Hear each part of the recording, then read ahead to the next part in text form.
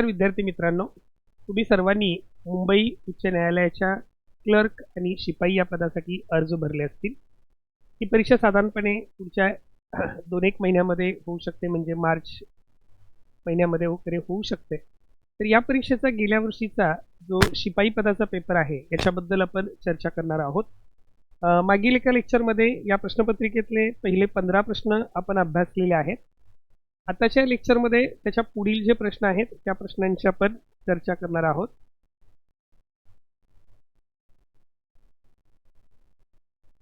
सोळाव्या प्रश्नापासून आपण हे डिस्कशन घेत आहोत। पहिला प्रश्न आहे, कळसुबाई शिखर कोणत्या जिल्ह्यामध्ये आहे? गट क गट ड च्या बऱ्याच स्पर्धा परीक्षांना हा प्रश्न वारंवार विचारला जातो। कळसुबाई शिखर कोणत्या जिल्ह्यामध्ये आहे? पर्याय आहेत नाशिक, अहमदनगर, ठाणे, पुणे। थोडंसं कन्फ्युजन नाशिक आणि अहमदनगरमध्ये होऊ शकतं, परंतु कळसुबाई शिखर जे आहे हे अहमदनगर जिल्ह्यामध्ये आहे। तसं पाहिलं तर ते नाशिक अहमदनगर त्या सीमारेषेवरच आहे, परंतु ॲक्च्युअल त्याच्या स्थानाचा विचार केला तर अहमदनगर जिल्ह्यातल्या अकोले तालुक्यामध्ये आपल्याला कळसुबाई हे शिखर दिसतं। याच्याबद्दल परीक्षेला वेगवेगळे प्रश्न वारंवार विचारले जातात। म्हणजे सगळ्यात महत्त्वाचं, या शिखराची उंची किती आहे? 1646 मीटर आहे। MPSC सारख्या काही परीक्षांना हीच उंची फुटामध्ये विचारली जाते, त्यामुळे 5400 फूट ही संख्या सुद्धा लक्षात ठेवा। महाराष्ट्रातलं हे सर्वोच्च शिखर आहे, अहमदनगर जिल्ह्यातल्या अकोले तालुक्यामध्ये आहे, नाशिक जिल्ह्याच्या सीमेवर आहे। ही जी पर्वतरांग आहे ही सह्याद्री पर्वतरांगेमध्ये हे शिखर आहे, आणि या ठिकाणी जे अभयारण्य आहे कळसुबाई हरिश्चंद्रगड अभयारण्य आहे। साहजिकच त्याला आपण महाराष्ट्राचं एव्हरेस्ट म्हणून ओळखतो। जसं माउंट एव्हरेस्ट हे सर्वोच्च शिखर आहे, तसं महाराष्ट्रातलं हे सर्वोच्च शिखर असल्यामुळे त्याला आपण महाराष्ट्राचं एव्हरेस्ट असंही म्हणतो। त्याचबरोबर महाराष्ट्रातले जे काही सर्वोच्च शिखर आहेत त्याच्याबद्दल परीक्षेला प्रश्न विचारला जातो। तर या ठिकाणी ही महत्त्वाची शिखरं दिलेली आहेत। यामध्ये कळसुबाई हे सर्वोच्च शिखर आहे, याची उंची आपण पाहिली 1646 मीटर आहे। त्याच्यानंतर दुसऱ्या क्रमांकाचं शिखर जे आहे हे साल्हेर शिखर आहे। तिसऱ्या क्रमांकामध्ये हा जो आपण क्रम दिलेला आहे हा सर्व स्टँडर्ड पुस्तकांच्या मधला स्पर्धा परीक्षा अगोदर विचारलेला, पण तिसऱ्या क्रमांकावर इथे महाबळेश्वर हे शिखर आहे। काही पुस्तकांच्या मध्ये गणचक्कर, गवळदेव या शिखरांचा उल्लेख आहे, पण महाबळेश्वर हे तिसऱ्या क्रमांकाचं शिखर आहे। या ठिकाणी आपण पाहू शकतो कळसुबाईची उंची 1646 मीटर आहे अहमदनगर जिल्ह्यात, साल्हेरची उंची 1567 मीटर आहे नाशिक जिल्ह्यामध्ये, महाबळेश्वर हे शिखर जे आहे हे 1438 मीटर उंचीचं आहे सातारा। याच्यावर आणखी एक प्रश्न विचारला जातो, महाबळेश्वर हे थंड हवेचं ठिकाण आहे, आणि त्यामुळे याच्यावर गट क आणि ड च्या प्रश्नपत्रिकांच्या मध्ये महाबळेश्वर हे थंड हवेचे ठिकाण कोणत्या जिल्ह्यात आहे हा प्रश्न वारंवार विचारला जातो, तर ते सातारा जिल्ह्यामध्ये आहे। त्याच्यानंतर हरिश्चंद्रगड हे जे शिखर आहे हे 1424 मीटरचं आहे अहमदनगर जिल्ह्यामध्ये। सप्तशृंगी जे आहे 1416 मीटर उंचीचं आहे नाशिक जिल्ह्यामध्ये, आणि तोरणा जे आहे 1404 मीटर उंचीचं पुणे जिल्ह्यामध्ये। हे थोडक्यात लक्षात ठेवताना क सा म हसतो, म्हणजेच कसा हसतो किंवा कसा मी हसतो असं लक्षात ठेवलं तरी सुद्धा हे क्रम तुमच्या लक्षात राहतील। पुढचा प्रश्न आहे, खालीलपैकी कोणते गाव कृष्णा पंचगंगा नद्यांच्या संगमावर आहे? जे विद्यार्थी ही हायकोर्ट क्लर्कची किंवा हायकोर्ट शिपाईची परीक्षा देत आहेत त्या सर्व विद्यार्थी मित्रांनी लक्षात ठेवा की याच्यावर, या घटकावर तुम्हाला परीक्षेत म्हणजे नद्या आणि त्यांच्या संगमावरची ठिकाणं किंवा नद्याच्या काठावरची शहरं याच्यावर 100% परीक्षेला प्रश्न विचारला जाणार आहे। हा मुद्दा अतिशय महत्त्वाचा आहे। आपण ज्याला कृष्णा नदीचा विचार करतो इथे कृष्णा पंचगंगा नदीच्या संगमावर कोणतं शहर आहे, कोणतं गाव आहे हे विचारलेलं आहे। तर पर्याय आहेत सातारा, कराड, नरसोबाची वाडी, सांगली। तर यामध्ये लक्षात येईल कृष्णा आणि पंचगंगा नदी जी आहे ही कोल्हापूर जिल्ह्यामधून वाहते। कृष्णा पंचगंगेचा जो संगम आहे हा कोल्हापूर जिल्ह्यातल्या शिरोळ तालुक्यातल्या नरसोबाची वाडी किंवा त्याला नृसिंहवाडी असंही म्हटलं जातं, या ठिकाणी या दोन नद्यांचा संगम होतो। पहिला पर्याय जो आहे सातारा, आपण कृष्णा नदीचा जर उगम पाहिला तर कृष्णा नदीचा उगम हा महाबळेश्वर या ठिकाणी होतो। महाबळेश्वर या ठिकाणी अर्थातच 5 नद्यांचा संगम होतो, त्यापैकी कृष्णा नदीचा संगम जो आहे तो महाबळेश्वर या ठिकाणी होतो। त्याच्यानंतर पुढे ती वाहत आल्यानंतर पहिला संगम जो कृष्णा नदीचा आहे तो वेण्णा नदीशी होतो. कृष्णा आणि वेण्णेचा जो संगम आहे हा सातारा जिल्ह्यामध्ये माहुली या ठिकाणी, कारण संगम माहुली किंवा क्षेत्र माहुली असंही म्हटलं जातं. माहुली या ठिकाणी होतो. अगदी सातारा शहरापासून 6-7 किलोमीटर अंतरावर माहुली हे ठिकाण आहे. या ठिकाणी पहिला संगम जो आहे हा कृष्णा वेण्णेचा संगम होतो. दुसरा संगम जो आहे हा कराड या ठिकाणी होतो. हा कृष्णा आणि कोयना नदीचा संगम होतो. कोयना नदी जिच्यावर कोयना जलविद्युत प्रकल्प आहे, सर्व जे मोठं धरण त्या ठिकाणी बांधलेलं आहे आणि महाराष्ट्राचा सर्वात मोठा जलविद्युत प्रकल्प जो आहे तो त्या कोयना नदीवर आहे. तिला आपण महाराष्ट्राची जीवनदायिनी असंही म्हणतो. त्या जलाशयाला छत्रपती शिवाजी महाराज जलाशय असं म्हणतो. तर ह्या कृष्णा आणि कोयना नदीचा संगम कराड या ठिकाणी होतो. या संगमाला प्रीती संगम असं म्हटलं जातं. या ठिकाणी महाराष्ट्रातल्या एका मुख्य नेत्याची किंवा महाराष्ट्राच्या मुख्यमंत्र्यांची समाधी आहे. कोणत्या नेत्याची समाधी आहे या प्रश्नाचं उत्तर मात्र तुम्ही सर्वांनी मला कमेंटमध्ये सांगायचं. या ठिकाणी महाराष्ट्रातल्या माजी मुख्यमंत्र्यांची समाधी या ठिकाणी प्रीती संगम या ठिकाणी आहे. तर कृष्णा कोयना नदीच्या संगमाला आपण प्रीती संगम असं म्हणतो. सांगली शहर हे कृष्णा नदीच्या काठावर आहे. सांगली शहर हे कृष्णा नदीच्या काठावर आहे, परंतु सांगली जिल्ह्यामध्ये कृष्णा आणि वारणेचा संगम होतो. कृष्णा वारणेचा संगम होतो. कृष्णा इरळेचा संगम होतो. हा हरिपूर या ठिकाणी, कृष्णा वारणेचा संगम जो आहे तो हरिपूर या ठिकाणी होतो. त्यामुळे हे कृष्णा नदीचे संगम आहे ते थोडक्यात लक्षात ठेवणं गरजेचं आहे. आपण ह्या 4 पर्यायांच्याबद्दल चर्चा केलेली आहे. प्रश्न कसा होता, कृष्णा आणि पंचगंगा या नद्यांच्या संगमावर कोणतं शहर आहे? नरसोबाची वाडी, जिल्हा कोल्हापूर, की जे शिरोळ तालुक्यामध्ये आहे. कोणत्या तालुक्यामध्ये आहे? शिरोळ तालुक्यामध्ये आहे. धार्मिक महत्त्व काय आहे, तर हे दत्तात्रयाचे एक अत्यंत पवित्र आणि प्रसिद्ध असं तीर्थक्षेत्र आहे.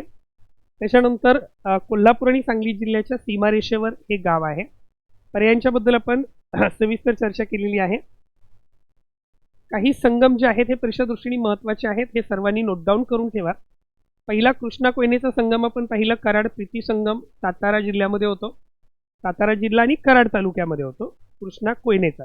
मगाशी आपण जो चर्चा केली कृष्णा वेण्णेचा संगम जो आहे हा सातारा जिल्हा सातारा तालुका माहुली या ठिकाणी होतो. कृष्णा एरळेचा संगम जो आहे, अर्थात एरळा नदी जी आहे ही कृष्णेला पूर्वेकडून येऊन मिळणारी नदी आहे. त्या बाकीच्या नद्या ज्या आहेत त्या पश्चिमेकडून येऊन मिळतात. ती पूर्वेकडून येणारी उपनदी आहे कृष्णा एरळा. कृष्णा एरळेचा जो संगम आहे हा सांगली जिल्ह्यातल्या ब्रह्मनाळ या ठिकाणी होतो. त्यानंतर कृष्णा वारणेचा जो संगम आहे हा सुद्धा सांगली जिल्ह्यातल्या हरिपूर या ठिकाणी होतो. कृष्णा पंचगंगेचा संगम आपण पाहिलं नरसोबाची वाडी किंवा त्याला आपण नृसिंहवाडी असंही म्हणतो. तर तो कोल्हापूर जिल्ह्यातल्या शिरोळे तालुक्यात होतो. कोल्हापूर सांगली जिल्ह्याच्या सीमारेषेवर होतो. कृष्णा दूधगंगा हा एक थोडासा बऱ्याच पुस्तकांच्या मध्ये त्याचा संदर्भ नाही, त्यामुळे कृष्णा दूधगंगेचा संगम विचारला तर कन्फ्युजन होतं. तर दानवाड या ठिकाणी कोल्हापूर जिल्ह्यातल्या कृष्णा दूधगंगेचा संगम होतो. त्याच्यानंतर गोदावरी नदी खोऱ्यातले जे संगम आहेत त्यांचाही थोडंसं पाठांतर करणं तुम्हाला आवश्यक आहे. व्यवस्थित लिहून ठेवा. हे गोदावरी आणि प्रवरा नदीचा जो संगम आहे, गोदावरी आणि प्रवरा हा टोके या ठिकाणी होतो. कायगाव टोके या ठिकाणी अहमदनगर जिल्ह्यामध्ये होतो. गोदावरी आणि दक्षिण पूर्णा जो आहे यांचा संगम परभणी जिल्ह्यातल्या कंठेश्वर या ठिकाणी होतो. प्रवरा आणि मुळा यांचा जो संगम आहे हा नेवासे या ठिकाणी होतो अहमदनगर जिल्ह्यामध्ये. गोदावरीवर परीक्षेला वारंवार प्रश्न विचारले जातात. महाराष्ट्रातली सर्वात मोठी नदी आहे त्र्यंबकेश्वर या ठिकाणी ती उगम पावते आणि मग तिचे जे संगम आहे त्याच्यावर प्रश्न विचारला जातोय. पुढे गोदावरी आणि सिंदपना या नद्यांचा संगम जो आहे तो मंजरत बीड या ठिकाणी होतो. गोदावरी आणि प्राणहिता यांचा जो संगम आहे हा संगम सिरोंच्या गडचिरोली, प्राणहिता याचा अर्थ वर्धा, वैनगंगा, पैनगंगा यांच्या एकत्रित प्रवाहाला आपण प्राणहिता असं म्हणतो. आणि गोदावरी आणि प्राणहिता यांचा जो संगम आहे हा गडचिरोली जिल्ह्यातल्या सिरोंच्या या ठिकाणी होतो. तसं पाहिलं तर ही प्राणहिता नदी जी आहे ही तेलंगणा आणि हा जो संगम आहे तो गोदावरी आणि प्राणहितेचा संगम जो आहे तो महाराष्ट्र आणि तेलंगणाच्या सीमेवर आहे. त्यामुळे महाराष्ट्राचा विचार केला तर हे संगमावरचं ठिकाण जे आहे हे सिरोंचा गडचिरोली आहे. पण तसं तेलंगणाच्या बाजूनी विचार केला तर हे संगमावरचं ठिकाण जे आहे हे कालेश्वरम आहे. कालेश्वरम हे प्रसिद्ध तीर्थक्षेत्र आहे आणि त्या ठिकाणी असं मानलं जातं की गोदावरी, प्राणहिता आणि लुप्त अशी सरस्वती नदी यांचा संगम गोदावरी, प्राणहिता या ठिकाणी होतो. म्हणजे गोदावरी, प्राणहिता आणि सरस्वती या तिघांचा जो संगम आहे हा सिरोंचा गडचिरोली या ठिकाणी होतो. तर तो एक महत्त्वाचा मुद्दा आहे. आणि तेलंगणाचा विचार केला तर हे जे ठिकाण आहे कालेश्वरम हे आहे. शक्यतो स्टाफ सिलेक्शन कमिशनच्या परीक्षा ज्या आहेत, RRB NTPCच्या परीक्षा आहेत, त्या ठिकाणी मात्र हे ठिकाणाचा उल्लेख जास्त आढळतो. त्यामुळे ह्या दोन्ही बाजू या ठिकाणी लक्षात असू द्या. त्याच्यानंतर भीमा नदी खोऱ्यातले जे संगम आहेत, भीमा नदी आपल्याला माहिती आहे कृष्णा नदीची उपनदी आहे. भीमाशंकर या ठिकाणी ती उगम पावते. भीमा नदीचा पहिला संगम जो आहे मुळा मोठा हा रांजणगाव सांडस या ठिकाणी पुणे जिल्ह्यात होतो. भीमा आणि निरेचा संगम जो आहे याच्यावर परीक्षेला प्रश्न विचारले जातात. निरा नृसिंहपूर सोलापूर या ठिकाणी होतो. भीमा इंद्रायणी याही संगमावर सरळ सेवेच्या बऱ्याच परीक्षांना पोलीस भरतीला वारंवार प्रश्न विचारले जातात. भीमा इंद्रायणीचा संगम जो आहे हा तुळापूर या ठिकाणी होतो पुणे जिल्ह्यामध्ये. भीमा सीनाचा संगम जो आहे तो कुडल सोलापूर आणि भीमा घोड या नद्यांचा जो संगम आहे तो सांगवी पुणे या ठिकाणी होतो. त्याच्यानंतर पुढचा प्रश्न आहे गंगा नदीची सर्वात मोठी उपनदी कोणती? पर्याय आहेत गंडक, गोदावरी, यमुना, कोसी. तर यामध्ये लक्षात येते गंडक ही उपनदी आहे पण सर्वात मोठी उपनदी नाही गंगेची. गोदावरी ही दक्षिण भारतातली सर्वात मोठी नदी आहे म्हणून त्या गोदावरीला पण दक्षिण गंगा किंवा वृद्ध गंगा असं म्हणतो. त्यामुळे हा पर्याय सुद्धा उत्तर नाही. तर सर्वात मोठी उपनदी जी आहे ही कोणती आहे? यमुना ही सर्वात मोठी उपनदी आहे. कोसी ही जी नदी आहे ही उपनदी आहे परंतु सर्वात मोठी नाही. कोसी नदीला पण बिहारचे अश्रू म्हणून ओळखतो. त्या नदीला वारंवार पूर येतात, ती नदी पात्र बदलते आणि त्याच्यामुळे तिला बिहारचे अश्रू असंही म्हटलं जातं. तर यामध्ये लक्षात असू द्या गंगा नदीची सर्वात मोठी जी उपनदी आहे ही कोण आहे? यमुना. गंगा आणि यमुना यांचा जो संगम आहे त्याला देखील त्रिवेणी संगम म्हटलं जातं. तिथे सुद्धा गंगा, यमुना आणि सरस्वती या 3 नद्यांचा संगम होतो असं मानलं जातं. आणि ते जे ठिकाण आहे त्याला आपण प्रयागराज असं म्हणतो. नवीन नाव प्रयागराज आहे, जुनं नाव त्या ठिकाणाचं अलाहाबाद असं आहे. तर प्रयागराज किंवा अलाहाबाद या ठिकाणी हा त्रिवेणी संगम होतो गंगा आणि यमुना नदीचा. त्याच्यानंतर पुढचा प्रश्न आहे GSTचा लॉंग फॉर्म काय आहे? GST आपल्याला माहिती आहे 1 जुलै 2017ला one nation, one tax, one market हे जे घोषवाक्य स्वीकारलं गेलं आणि ह्या घोषवाक्याच्या अंतर्गतच त्यावेळेला भारतामध्ये असणारे व्हॅल्यू ॲडेड टॅक्स म्हणजे वॅट असेल किंवा सर्व्हिस टॅक्स असेल म्हणजे वस्तूवर वॅट लावला जायचा, सर्व्हिसेसवर सर्व्हिस टॅक्स लावला जायचा किंवा इतर बरेच टॅक्स जे होते ह्या सर्व टॅक्स रद्द करून एकच टॅक्स आणला तो म्हणजे गुड्स अँड सर्व्हिसेस टॅक्स. त्यामुळे GSTचा जो फुल फॉर्म आहे तो गुड्स अँड सर्व्हिसेस टॅक्स असा आहे. याच्याबद्दल वारंवार परीक्षेला प्रश्न विचारले जातात. परीक्षा दृष्टिकोनातून काही मुद्दे लक्षात असू द्या. गुड्स अँड सर्व्हिस टॅक्स यालाच आपण वस्तू आणि सेवा कर असं म्हणतो. याची अंमलबजावणी जी भारतामध्ये आहे ती 1 जुलै 2027ला झाली. त्यामुळे 1 जुलैला GST दिन साजरा केला जातो. GST दिन केव्हा साजरा केला जातो हा प्रश्न विचारला जाऊ शकतो तुम्हाला. त्यामुळे GST दिन जो आहे तो 1 जुलैला साजरा केला जातो. 1 जुलै 2017 पासून GSTची अंमलबजावणी भारतामध्ये सुरू झाली. GST लागू करण्यासाठी जी घटनादुरुस्ती करण्यात आली ती 101वी घटनादुरुस्ती होती. 101st कॉन्स्टिट्युशनल अमेंडमेंट ॲक्ट 2016 असं त्या घटनादुरुस्तीचं नाव होतं. घोषवाक्य काय होतं तर one nation, one tax and one market याच्या खाली ही GSTची अंमलबजावणी करण्यात आली. GSTचे जे प्रकार आहेत त्याच्यामध्ये पहिलं CGST, सेंट्रल GST म्हणजे जो टॅक्स केंद्र सरकारकडून आकारला जातो.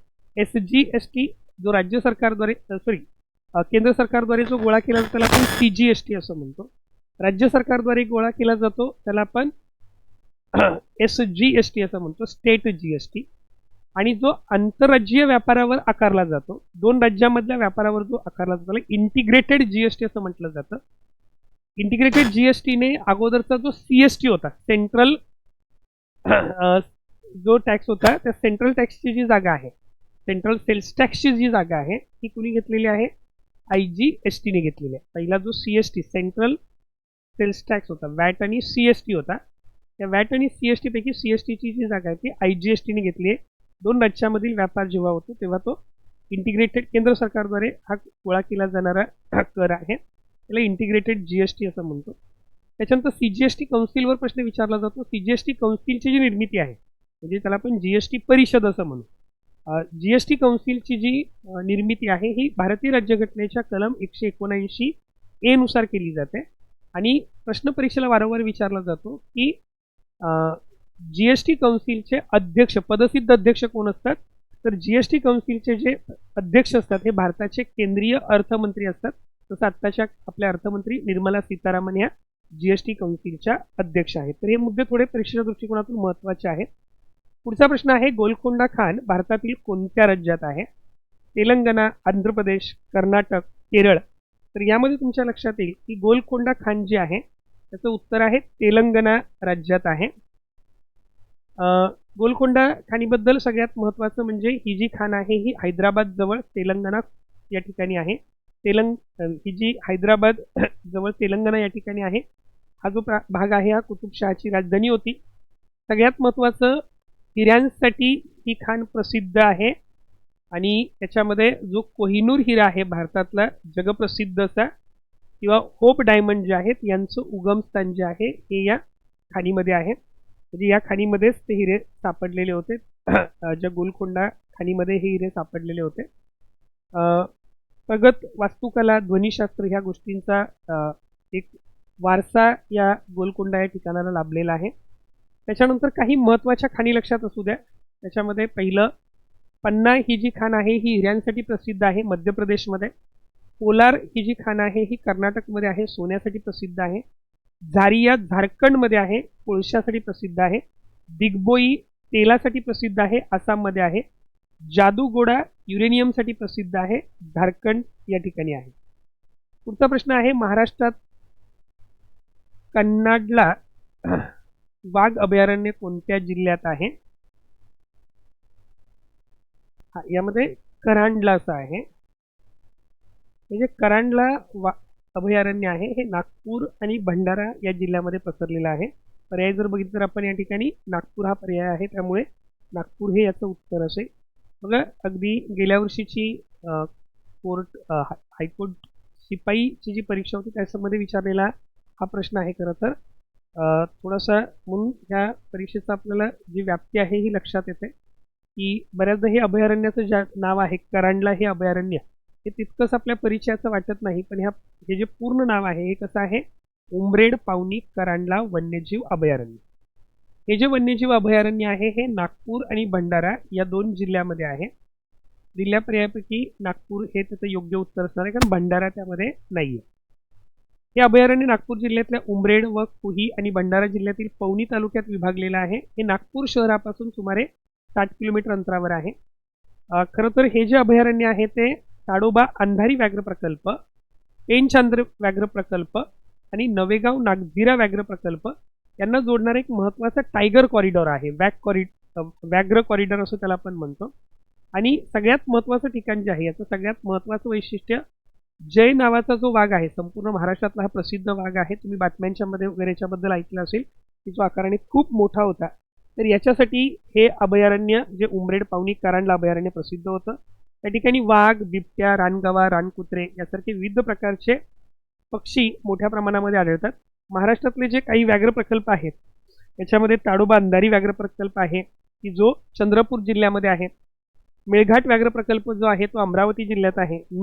पेंच व्याघ्र प्रकल्प जो आहे हा नागपूर जिल्ह्यामध्ये आहे. त्याच्यानंतर नवेगाव नागझिरा व्याघ्र प्रकल्प आहे तो गोंदिया भंडारा जिल्ह्यामध्ये आहे.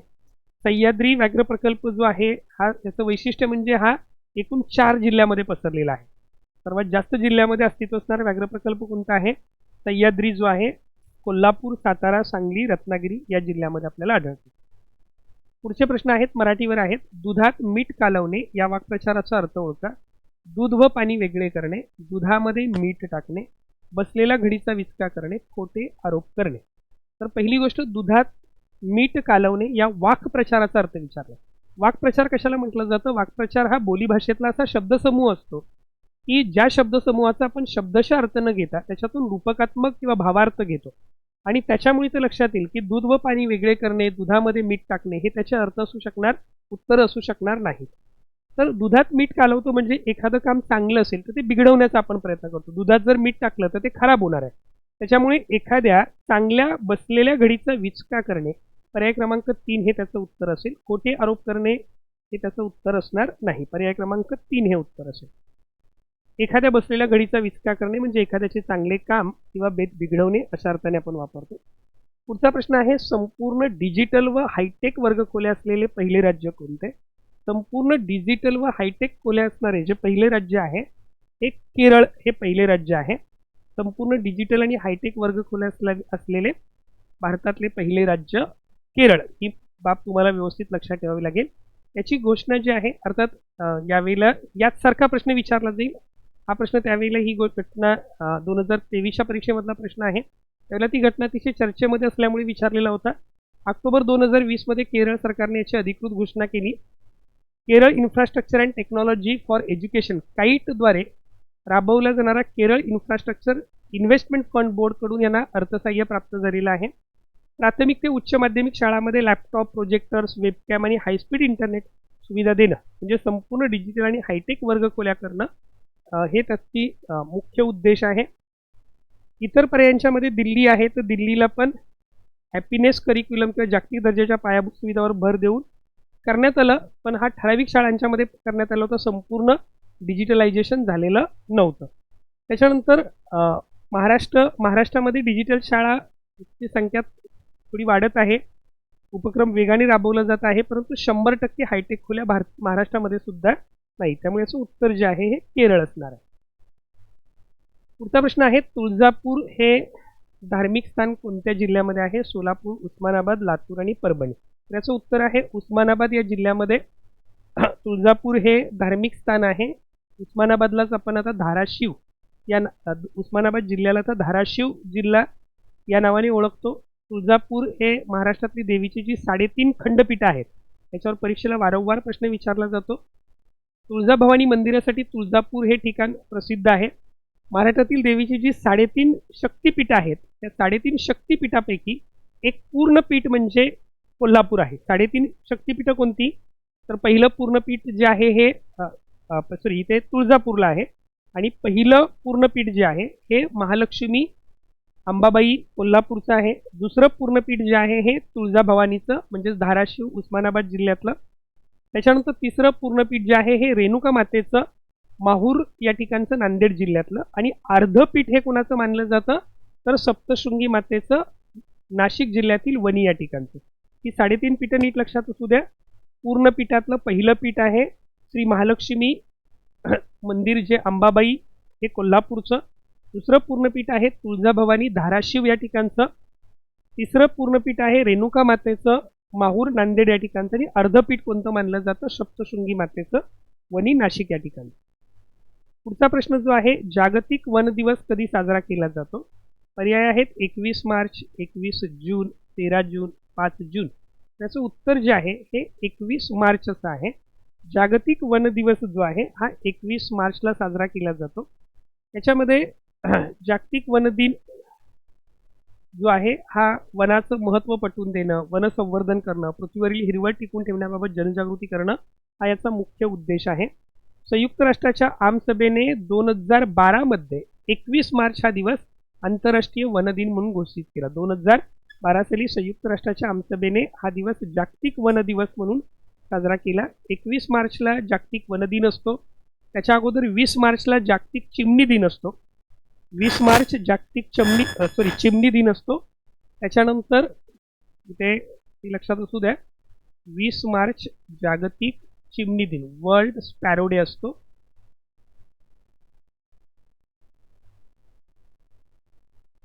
त्याच्यानंतर 22 मार्चला जागतिक जल दिन असतो. जागतिक जल दिन असतो. आणि 23 मार्चला जागतिक हवामान दिन असतो. हे 4 दिन वारंवार परीक्षेला विचारले जातात. 20 मार्च जागतिक चिमणी दिन असतो. 21 मार्च जागतिक वन दिन असतो.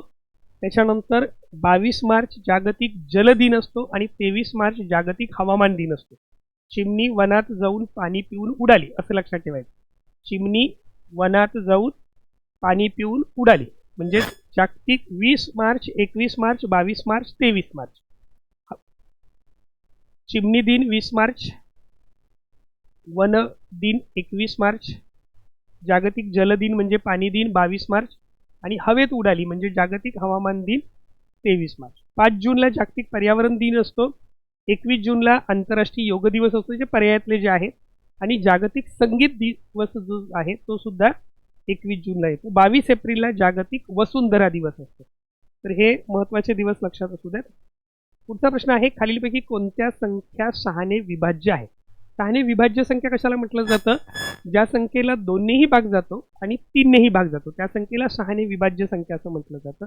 आता या ठिकाणी पर्यायामध्ये असणाऱ्या सगळ्या संख्या समसंख्या आहेत, म्हणजे यांना 2 नी भाग जाणार आहे. आता तुम्हाला फक्त अशी संख्या शोधून काढावी लागेल की जिला 3 ने भाग जातो. 3 ने भाग जाण्यासाठी जेव्हा त्या संख्येतील अंकाच्या बेरजेला 3 ने भाग जातो तेव्हा त्या संख्येला 3 ने भाग जातो. जर आपण 146 मध्ये बघितलं तर 1 अधिक 4 अधिक 6 केलं तर 11 येईल. 11ला 3 ने पूर्ण भाग जात नाही, म्हणजे 146ला 3 ने पूर्ण भाग जात नाही.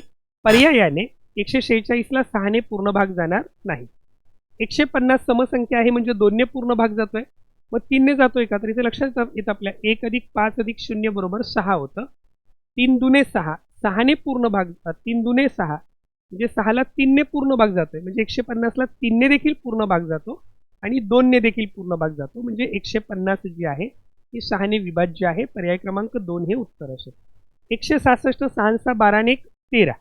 तुमच्या लक्षात येईल 1 अधिक 6 अधिक 6 केलं 13. 13ला 3 ने पूर्ण भाग जात नाही, त्यामुळे याला 3 ने पूर्ण भाग जाणार नाही. परत 1 अधिक 9 अधिक 6, 9 ने 10, 10 16, 16ला भाग जात नाही, त्यामुळे याला 6 ने पूर्ण भाग जाणार नाही. उत्तर किती असेल? पर्याय क्रमांक 2. पुढचा प्रश्न आहे, पत्रकार या शब्दाचे स्त्रीलिंगी रूप ओळखा. तर पत्रकार, पत्रकार असेल, चित्रकार असेल, ज्या ठिकाणी कार हा प्रत्यय लागलेला आहे अशा ठिकाणी त्याचं स्त्रीलिंगी रूप कर्ती असं होतं. पत्रकारचं स्त्रीलिंगी रूप काय होतं? पत्रकर्ती असं होतं. पत्रकर्ती. पत्रकारीन, पत्रकारिणी, पत्रलेखिका असं होत नाही, पत्रकर्ती असं होतं. सौंदर्य या शब्दाचा प्रकार ओळखा. सौंदर्य हा जो शब्द आहे हा खरं तर भाववाचक नाम आहे. सुंदर या गुणविशेषणापासून सौंदर्य हे भाववाचक नाम तयार झालेलं आहे. क्रियाविशेषण अव्यय नाही, शब्दयोगी अव्यय नाही, सर्वनाम नाही, पण पर्यायामध्ये गुणविशेषण म्हणावं लागेल. गुणविशेषणापासून तयार झालेलं खरं तर ते काय आहे? भाववाचक नाम आहे. तर उत्तर देताना तुम्हाला 4 पर्यायाचं योग्य उत्तर निवडायचं. तर जवळचा ऑप्शन कोणता असेल? गुणविशेषण. खरं तर सुंदर हे गुणविशेषण आहे आणि सुंदरचं नाव काय? तर सौंदर्य. सौंदर्य हे भाववाचक नाम आहे. जय जय महाराष्ट्र माझा हे गीत कोणी लिहिले? जय जय महाराष्ट्र माझा हे महाराष्ट्राचं राज्यगीत आहे. हे राजा बडे यांनी लिहिलेलं आहे. पर्याय क्रमांक 2 हे उत्तर असेल. काही महत्त्वाचे मुद्दे याच्यावर लक्षात ठेवा, कारण याच्यावर परीक्षेला प्रश्न विचारण्याची दाट शक्यता आहे. याचे जे गीतकार आहेत हे राजा बडे आहेत. गायक जे आहेत हे शाहीर साबळे यांनी हे त्यांच्या आवाजात अजरामर केलेलं गीत आहे. आणि याला जे संगीतकार लाभलेले होते ते श्रीनिवास खळे. या तिघांची नावं लक्षात असू द्या. जय जय महाराष्ट्र माझा किंवा गरजा महाराष्ट्र माझा हे जे महाराष्ट्राचं राज्यगीत आहे याचे गीतकार जे आहेत, लिहिलेलं जे आहे हे राजा बडे यांनी लिहिलेलं आहे. सॉरी, गायक जे आहेत हे शाहीर साबळे आहेत आणि संगीतकार जे आहेत हे श्रीनिवास खळे आहेत. महाराष्ट्र शासनाने 19 फेब्रुवारी 2023 छत्रपती शिवाजी महाराजांच्या जयंती दिवशी या गीताला अधिकृतपणे राज्यगीताचा दर्जा दिलेला आहे. आणि जनगणमन माहिती आहे तुम्हाला, जनगणमन हे भारताचे राष्ट्रगीत आहे. त्याच धर्तीवर राज्याचं जे गीत आहे हे काय असणार आहे? जय जय महाराष्ट्र माझा, गरजा महाराष्ट्र माझा. पुढचा प्रश्न आहे, भारतीय नौदलाचे सध्या भारतीय नौदलाचे प्रमुख कोण आहेत? अर्थात हा सध्या याच्यात वेळेला पर्यायामध्ये अगोदरच्या प्रश्नपत्रिकेमध्ये त्यावेळेचे नौदलाचे प्रमुख होते. सध्या भारतीय नौदलाचे जे प्रमुख आहेत हे दिनेश के त्रिपाठी हे आहेत. आणि पदभार स्वीकारला आणि भारतीय नौदलाचे ते 26वे प्रमुख आहेत. याच्या अगोदर ते नौदल उपप्रमुख पण होते आणि त्यांनी ॲडमिरल आर हरिकुमार यांची जागा घेतलेली आहे. आणि भारतीय नौदलाचे 26वे प्रमुख कोण आहेत? तर ॲडमिरल दिनेश कुमार त्रिपाठी आहे. तर अशा पद्धतीने आपण या प्रश्नपत्रिकेमध्ये विचारलेल्या सर्व प्रश्नांच्या बद्दल सविस्तर चर्चा केलेली आहे. त्याच्यावरून तुमच्या लक्षात आलं असेल की शिपाई पदाच्या परीक्षेची तयारी करत असताना तुम्हाला सामान्य अध्ययन, चालू घडामोडी, मराठी व्याकरण, गणित या सर्वच विषयांचा अभ्यास करावा लागतो. तर विशेषतः सामान्य ज्ञान या घटकाकडे जास्त लक्ष द्यावं लागेल. त्याच्यामध्ये इतिहास, भूगोल, त्याचबरोबर पंचायत राज, राज्यघटनेचे काही प्रश्न यामध्ये आपल्याला विचारले दिसून आले. आणि चालू घडामोडी हा घटक महत्त्वाचा आहे. ओमकार अकॅडमीच्या वतीने या उच्च न्यायालय शिपाई आणि उच्च न्यायालय क्लर्क या पदासाठीच्या ऑनलाईन आणि ऑफलाईन बॅचेस सोमवार 19 जानेवारी 2026 पासून सुरू होत आहे. अगदी माफक फी शुल्क आकारून या बॅचेस आपल्या मुंबईच्या दादर शाखेमध्ये घेतल्या जाणार आहेत. ऑफलाईन बॅचेस, ऑनलाईन बॅचेससाठी तुम्हाला ओमकार अकॅडमीचं जे ॲप्लिकेशन आहे हे प्ले स्टोअरवरून डाउनलोड करावयाचं आहे. या परीक्षेची अतिशय परिपूर्ण तयारी या माध्यमातून तुमची करून घेतली जाईल की जेणेकरून ही एक खूप सुवर्ण संधी आहे. लक्षात ठेवा, आज आपण जर पाहिलं तर उच्च न्यायालय जी क्लर्कची पदं आहेत, शिपायाची पदं आहेत, ही दोनही पदं खूप महत्त्वाची आहेत. पे स्केल खूप चांगलं आहे आणि त्याच्यामुळे या परीक्षांच्यावर लक्ष द्या. जागाही पुष्कळ आहेत, त्यामुळे नक्की तुम्हाला या परीक्षेमध्ये यश मिळेल. सर्व विद्यार्थ्यांना या परीक्षेसाठी हार्दिक शुभेच्छा. धन्यवाद.